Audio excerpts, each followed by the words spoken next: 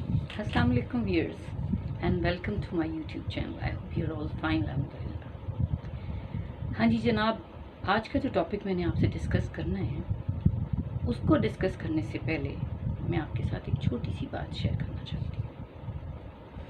देखिए, हम शुरू से पढ़ते आते हैं, सुनते आते हैं कि इन्नमल अमालु बिन्नियात, कि हमारे अमाल का जो दारोमदार है वो हमारी नीयतों पर होता है, और फिर जो हमारे अमाल हमसे सरजद होते हैं उसकी जज़ा और उसकी सज़ा हमें अपने अमाल की वजह से मिलती है। इसमें कोई शक नहीं कि जैसे आप अमल करते हैं वो आपकी बैक हैंड पे वही नीयत होती है ना, ठीक है।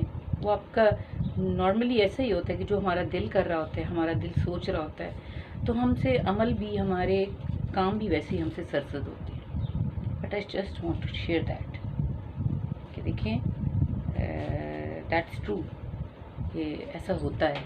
लेकिन एक बात जो मैं आपसे कहूँगी कि आप याद रखें, और वो है जनाब कि अमाल का दारोमदार तो नीयत पर है, नीयत की उस और उन अमाल की जज़ा और सज़ा भी है।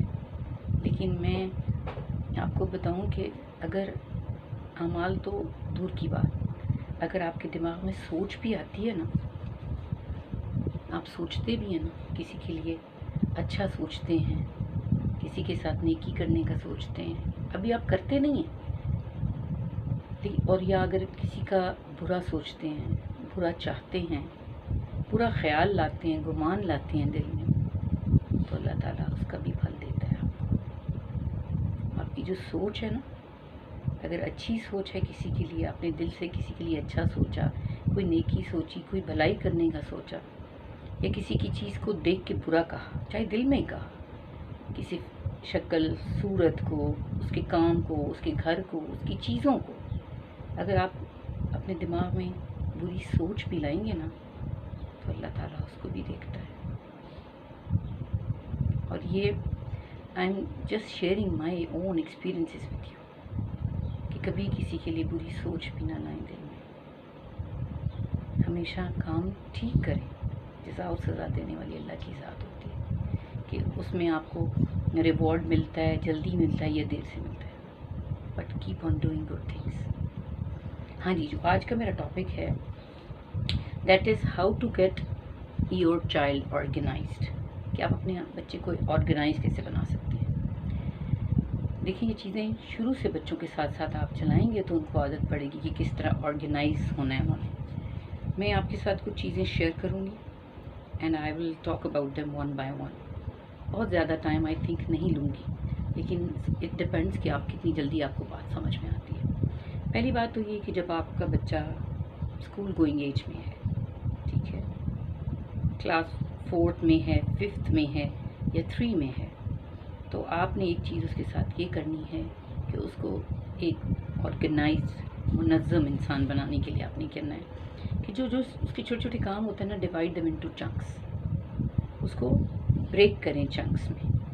अगर उसने स्कूल का काम करना है तो अगर वो काम ज़्यादा है तो ज़्यादा काम, छोटे बच्चों का जो टाइम स्पैन होता है ना कंसंट्रेशन का, वो इतना लंबा चौड़ा नहीं होता, बच्चे घबरा जाते हैं। तो आपने ये करना है कि उनको चंक्स में डिस्ट्रीब्यूट करना है। भाई काम अगर आपको लगता है कि 1-2 घंटे का काम है तो चलें जी, आप उससे 15-20 मिनट काम करवाएं, बाकी काम उसके बाद थोड़ी देर के बाद उसे कहेंगे चलें जी बेटे, अब हम 15 मिनट के बाद या 10 मिनट की ब्रेक लेते हैं, उसके बाद हम काम करते हैं।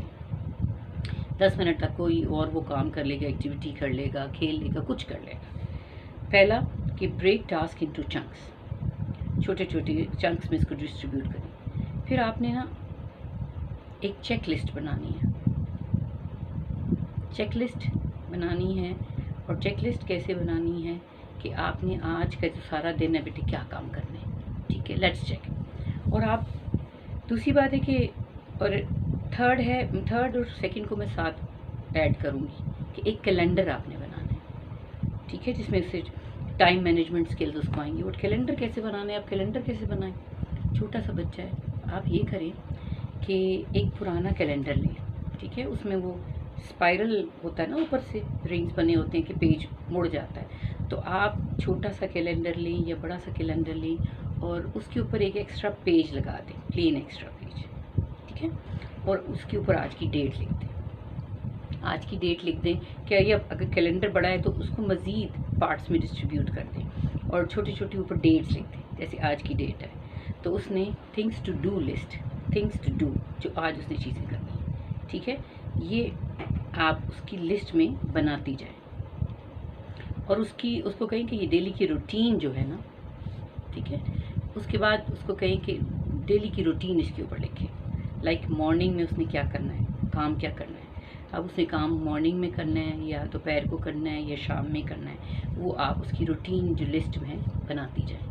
उसमें आपने लिखें कि सुबह आपने काम करना है, फिर आज का डेली की रूटीन में आज आपने नहाना भी है और फिर शाम को ट्यूशन पढ़ने भी जाना है, फिर खेलने का टाइम, फिर सिपारा पढ़ने का टाइम, ठीक है, फिर वो को टीवी देखने का टाइम। उससे कहें कि आप अपना रूटीन का जो टाइम है, काम है, वो लिख दें, जो रूटीन के काम है, ठीक है, डेली की रूटीन के काम। उसके बाद नए नए आइडियाज़, उससे कहें कि जो उसने वो बनाया है ना कैलेंडर अपना, और एक दिन का फॉर एग्ज़ाम्पल, उसको आप डिस्ट्रीब्यूट कर लें ना उस पेज को, जो कैलेंडर के ऊपर आप पेज लगाएंगे, जो कैलेंडर वाला पेज आराम से पीछे मुड़ जाएगा, फिर बैक साइड उसकी बाद में यूज़ कर लें। तो यूँ उसको पहले आपने लिस्ट बनानी है, थिंग्स टू डू, फिर आपने रूटीन, जो डेली रूटीन के वर्क्स होते हैं, ठीक है, वो आपने उसके ऊपर लिखने हैं, और जो स्पेशल टास्क हैं आपके वो आपने लिखने हैं। उसके बाद आपको ऑर्गेनाइजर्स आइडियाज़, मतलब ऑर्गेनाइज करना है आपने, 1 2 3 4 ये काम लिख दिए, ठीक है। अब आपने क्या करना है, अगर कोई नहाने का काम है तो वो सोप बना दें।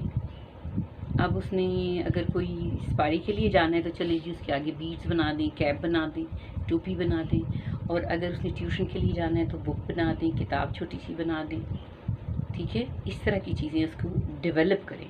और use colour coding, colour coding मतलब जो रूटीन के टाइमिंग काम है ना, जैसे डेली ट्यूशन जाना है, सिपारा पढ़ने के लिए जाना है, या अगर नहाना है, गर्मियों में तो डेली होता है ना, सब बच्चे नहाते हैं, 2 टाइम भी समटाइम्स नहाते हैं। तो जो डेली के रूटीन के वर्क हैं उनको कलर कोडिंग दें, कोई लाइन रेड से लिख लें, ब्लू से लिख लें, ग्रीन से लिख लें, और हर दफ़ा अगले डे का जो आप रूटीन वर्क लिखेंगे उसमें उसी कोडिंग से लिखें, कलर कोडिंग यूज़ करें, ठीक है, जो रूटीन वर्क होते हैं। और जो बीच में करने पड़ जाते हैं काम, क्या हमने आज तो ये भी करना है, आज बाज़ार भी जाना है, आज मैंने अपनी साइकिल लेने जाना है, अपना टॉय लेने जाना है, ठीक है, ये चीज़ें जो हैं वो भी साथ रूटीन में शामिल कर दें। उसके बाद उससे कहें कि जो उसकी जो फ़न मेमोरीज़ है ना, कोई जैसे आज उसने साइकिल लेने जाना है, या कोई चीज़ लेने जानी है, या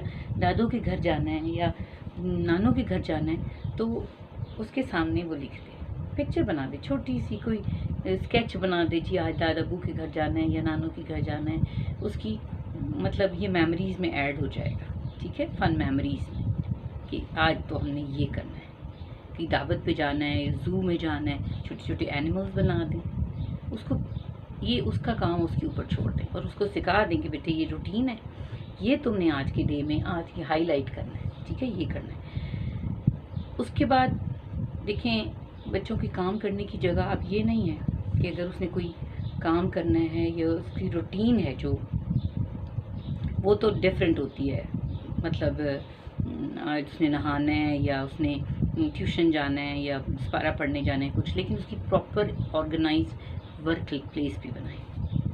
मतलब ये नहीं कि एक दिन काम बेड पे चढ़ के कर रहा है, दूसरे दिन वो डाइनिंग टेबल पे बैठा हुआ है, तीसरे दिन वो ज़मीन पे बैठा हुआ है, चौथे दिन किसी और तरीके से बैठा हुआ है।